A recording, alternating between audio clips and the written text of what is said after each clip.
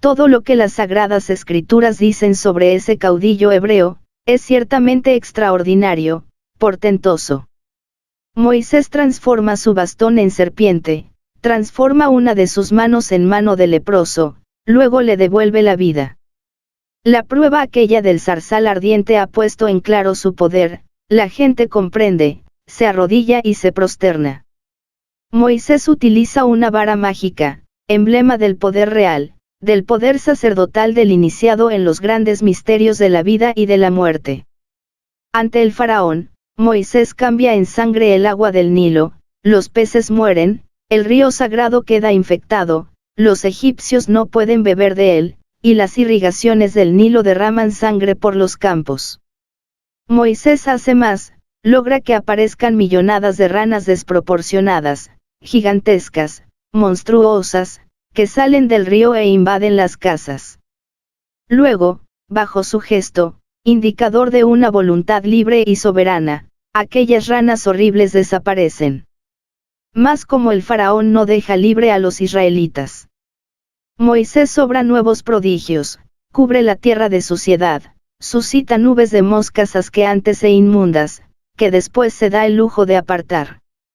Desencadena la espantosa peste, y todos los rebaños excepto los de los judíos mueren.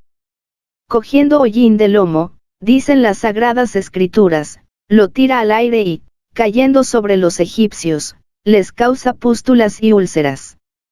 Extendiendo su famoso bastón mágico, Moisés hace llover un granizo del cielo que en forma inclemente destruye y mata. A continuación hace estallar el rayo flamígero, retumba el trueno aterrador y llueve espantosamente, luego con un gesto devuelve la calma. Sin embargo el faraón continúa inflexible. Moisés, con un golpe tremendo de su vara mágica, hace surgir como por encanto nubes de langostas, luego vienen tinieblas. Otro golpe con la vara y todo retorna al orden original. Muy conocido es el final de todo aquel drama bíblico del Antiguo Testamento, interviene Jehová, hace morir a todos los primogénitos de los egipcios y al faraón no le queda más remedio que dejar marchar a los hebreos. Posteriormente Moisés se sirve de su vara mágica para hender las aguas del Mar Rojo y atravesarlas a pie seco. Cuando los guerreros egipcios se precipitan por allí persiguiendo a los israelitas, Moisés con un gesto, hace que las aguas se vuelvan a cerrar tragándose estas a los perseguidores. Incuestionablemente muchos pseudo-ocultistas al leer todo esto, quisieran hacer lo mismo, tener los mismos poderes de Moisés. Sin embargo esto resulta algo más que imposible en tanto la voluntad continúe embotellada entre todos y cada uno de esos yo's que en los distintos trasfondos de nuestra psiquis cargamos. La esencia embutida entre el mí mismo es el genio de la lámpara de Aladino, anhelando libertad. Libre tal genio, puede realizar prodigios.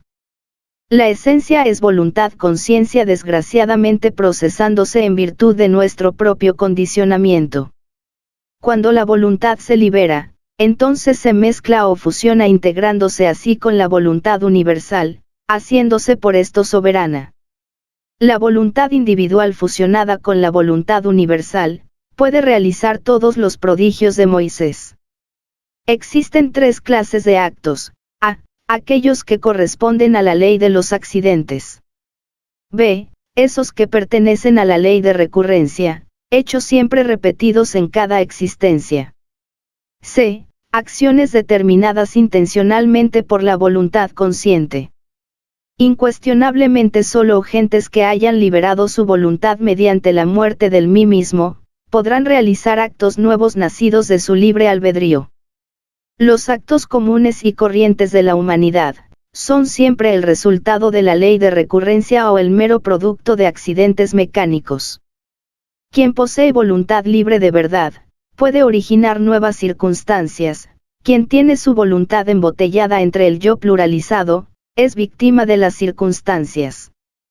En todas las páginas bíblicas existe un despliegue maravilloso de alta magia, videncia, profecía, prodigios, transfiguraciones, resurrección de muertos, ya por insuflación o por imposición de manos o por la mirada fija sobre el nacimiento de la nariz, etc., etcétera, etcétera. Abunda en la Biblia el masaje, el aceite sagrado, los pases magnéticos, la aplicación de un poco de saliva sobre la parte enferma, la lectura del pensamiento ajeno, los transportes, las apariciones, las palabras venidas del cielo, etcétera, etcétera, etcétera, verdaderas maravillas de la voluntad consciente liberada, emancipada, soberana. Brujos, hechiceros, magos negros, abundan como la mala hierba, empero esos no son santos, ni profetas, ni adeptos de la blanca hermandad. Nadie podría llegar a la iluminación real, ni ejercer el sacerdocio absoluto de la voluntad consciente, si previamente no hubiera muerto radicalmente en sí mismo, aquí y ahora. Muchas gentes nos escriben frecuentemente quejándose de no poseer iluminación, pidiendo poderes, exigiéndonos claves que les conviertan en magos, etcétera, etcétera, etcétera, empero nunca se interesan por autoobservarse, por autoconocerse, por desintegrar esos agregados psíquicos, esos yo's dentro de los cuales se encuentra enfrascada la voluntad, la esencia. Personas así, obviamente están condenadas al fracaso. Son gentes que codician las facultades de los santos, pero que de ninguna manera están dispuestas a morir en sí mismas. Eliminar errores es algo mágico, maravilloso de por sí, que implica rigurosa autoobservación psicológica. Ejercer poderes es posible cuando se libera radicalmente el poder maravilloso de la voluntad. Desgraciadamente, como las gentes tienen la voluntad enfrascada entre cada yo, obviamente aquella se encuentra dividida en múltiples voluntades que se procesan cada una en virtud de su propio condicionamiento. Resulta claro comprender que cada yo posee por tal causa su voluntad inconsciente, particular. Las innumerables voluntades enfrascadas entre los yo's, chocan entre sí frecuentemente, haciéndonos por tal motivo impotentes, débiles, miserables, víctimas de las circunstancias, incapaces. Capítulo 6. La decapitación. A medida que uno trabaja sobre sí mismo va comprendiendo cada vez más y más, la necesidad de eliminar radicalmente de su naturaleza interior, todo eso que nos hace tan abominables. Las peores circunstancias de la vida, las situaciones más críticas, los hechos más difíciles, resultan siempre maravillosos para el autodescubrimiento íntimo. En esos momentos insospechados, críticos, afloran siempre y cuando menos lo pensemos, los yo's más secretos, si estamos alertas incuestionablemente nos descubrimos. Las épocas más tranquilas de la vida, son precisamente las menos favorables para el trabajo sobre sí mismo. Existen momentos de la vida demasiado complicados en que uno tiene marcada tendencia a identificarse fácilmente con los sucesos y a olvidarse completamente de sí mismos. En esos instantes hace uno tonterías que a nada conducen, si se estuviese alerta, si en esos mismos momentos en vez de perder la cabeza, se acordase de sí mismo, descubriría con asombro ciertos yo's de los cuales jamás tuvo ni la más mínima sospecha de su posible existencia. El sentido de la autoobservación íntima, se encuentra atrofiado en todo ser humano, trabajando seriamente, autoobservándose de momento en momento. Tal sentido se desarrollará en forma progresiva. A medida que el sentido de autoobservación prosiga su desarrollo mediante el uso continuo, nos iremos haciendo cada vez más capaces de percibir en forma directa aquellos yo's sobre los cuales jamás tuvimos dato alguno relacionado con su existencia.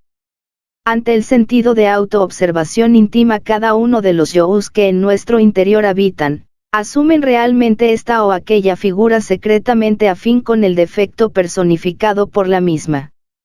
Indubitablemente la imagen de cada uno de estos yo's tiene cierto sabor psicológico inconfundible mediante el cual aprendemos, capturamos, atrapamos instintivamente su naturaleza íntima, y el defecto que le caracteriza. En principio el esoterista no sabe por dónde empezar, ante la necesidad de trabajar sobre sí mismo, pero se halla completamente desorientado. Aprovechando los momentos críticos, las situaciones más desagradables, los instantes más adversos, Si estamos alertas descubriremos nuestros defectos sobresalientes, los yous que debemos desintegrar urgentemente. A veces puede empezarse por la ira o por el amor propio, o por el desdichado segundo de lujuria, etcétera, etcétera, etcétera. Es necesario tomar nota sobre todo en nuestros estados psicológicos diarios, si es que de verdad queremos un cambio definitivo.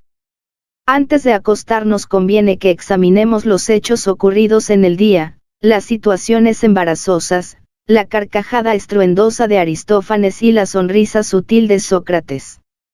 Puede que hayamos herido a alguien con una carcajada, puede que hayamos enfermado a alguien con una sonrisa o con una mirada fuera de lugar. Recordemos que en esoterismo puro, bueno es todo lo que está en su lugar, malo es todo lo que está fuera de lugar. El agua en su lugar es buena, pero si ésta inundare la casa estaría fuera de lugar, causaría daños, sería mala y perjudicial. El fuego en la cocina y dentro de su lugar, además de ser útil es bueno, fuera de su lugar quemando los muebles de la sala, sería malo y perjudicial. Cualquier virtud por santa que sea, en su lugar es buena, fuera de lugar es mala y perjudicial. Con las virtudes podemos dañar a otros. Es indispensable colocar las virtudes en su lugar correspondiente. ¿Qué diríais de un sacerdote que estuviese predicando la palabra del Señor dentro de un prostíbulo? ¿Qué diríais de un varón manso y tolerante que estuviese bendiciendo a una cuadrilla de asaltantes que intentasen violarle la mujer y las hijas? ¿Qué diríais de esa clase de tolerancia llevada al exceso? ¿Qué pensaríais sobre la actitud caritativa de un hombre que en vez de llevar comida a casa, repartiese el dinero entre mendicantes del vicio? ¿Qué opinaríais sobre el hombre servicial que en un instante dado prestase un puñal a un asesino?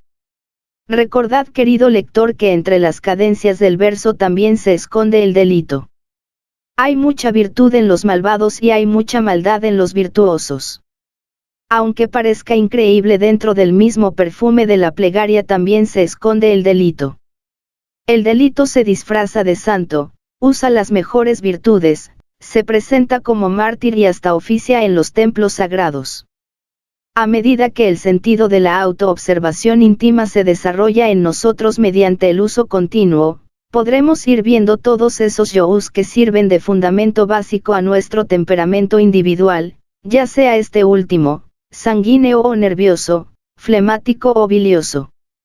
Aunque usted no lo crea, querido lector, detrás del temperamento que poseemos se esconde entre las más remotas profundidades de nuestra psiquis, las creaciones diabólicas más execrables. Ver tales creaciones, observar esas monstruosidades del infierno dentro de las cuales se halla embotellada nuestra mismísima conciencia, se hace posible con el desarrollo siempre progresivo del sentido de autoobservación íntima.